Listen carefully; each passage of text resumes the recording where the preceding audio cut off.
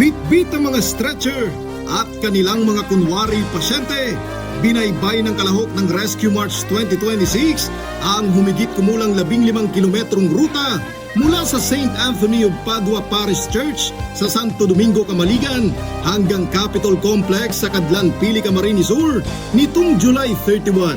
Pinangunahan ng Provincial Government of Camarines Sur ang aktibidad na nilahukan ng 9th Emergency Response Company kasama ang iba't ibang ahensya ng pamahalaan, volunteers at organizations mula sa mga bayan ng 3rd District ng Lalawigan.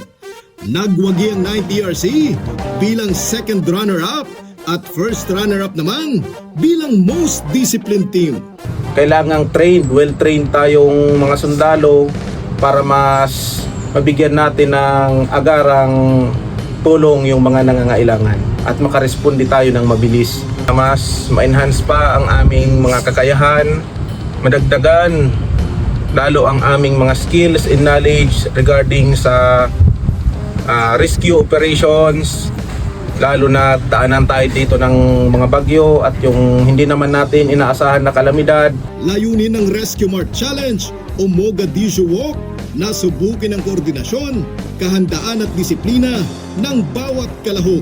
Ipinakita rin dito ang aktwal na sitwasyon kung paano ligtas na maililikas sa mga pasyente sa mga lugar na limitado o walang access ang mga emergency vehicle. Kapayapaan para sa lahat. Giro Banania, Sphere News.